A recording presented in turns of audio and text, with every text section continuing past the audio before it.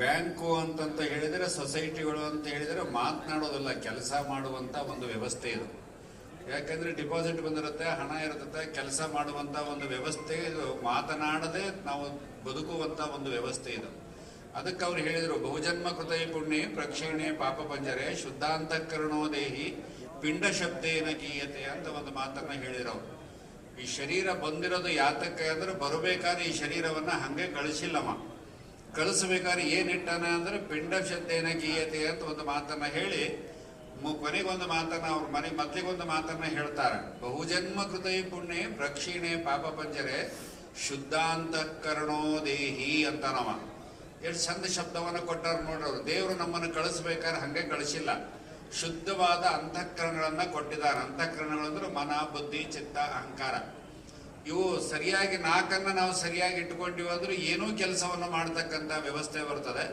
ಎಷ್ಟು ಬೇಕೋ ಅಷ್ಟು ಮೇಲೆ ಹೋಗ್ತಕ್ಕಂಥ ವ್ಯವಸ್ಥೆ ಬರ್ತದೆ. ಅವರು ಕೂಡ ಏನಾದ್ರು ನಾವು ರಾಜಿ ಮಾಡಿಕೊಂಡಾರ್ದ, ಸರಿಯಾಗಿ ಇಟ್ಕೊಂಡಾರ್ದ, ಹೆಚ್ಚು ಕಡಿಮೆ ಮಾಡಿಕೊಂಡ್ರೆ ಅಷ್ಟು ಕೆಳಗೆ ಬರ್ತಕ್ಕಂಥ ಕೆಲಸನೂ ಆಗ್ತದೆ.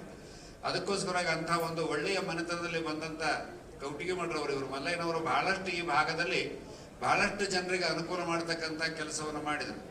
ಇಲ್ಲೇ ನಿಮ್ಮ ಇದರಲ್ಲೇ ನಿಮ್ಮ ಚಿಕ್ಕೋಡಿಯಲ್ಲೇ ಬಹಳಷ್ಟು ಇರ್ತಕ್ಕಂಥ ಸಣ್ಣ ಸಣ್ಣ ಸಮಾಜದವರಿಗೆಲ್ಲ ಒಂದೊಂದು ಜಾಗವನ್ನ ಕೊಟ್ಟರು ಆ ಕಾಲಕ್ಕೆ. ಯಾತಕ್ಕೆ ಅಂದ್ರೆ ಗುಡಿ ಕಟ್ಕೊಳಕ, ಮನೆ ಕಟ್ಕೊಳಕಲ್ಲ.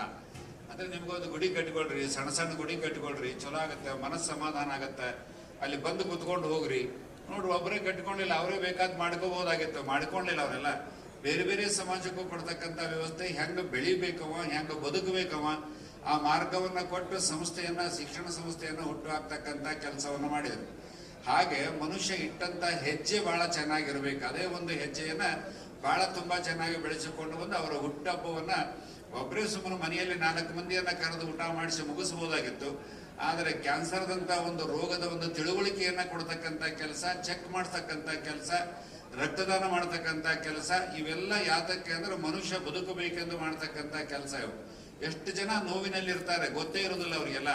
ಇಂಥ ಒಂದು ದಿನದಲ್ಲಿ ಅದನ್ನ ವ್ಯವಸ್ಥಿತವಾಗಿ ಸಾರ್ವಜನಿಕವಾಗಿ ನಾವು ಮಾಡೋದ್ರಿಂದ ಜನರಲ್ಲಿ ಒಂದು ಅವೇರ್ನೆಸ್ ಬಂದು ಮನುಷ್ಯ ಮತ್ತೆ ಒಳ್ಳೆಯ ಆರೋಗ್ಯವಂತರಾಗಿ ಬದುಕುವಂತ ವ್ಯವಸ್ಥೆ ಬೇಕಾಗುತ್ತೆ.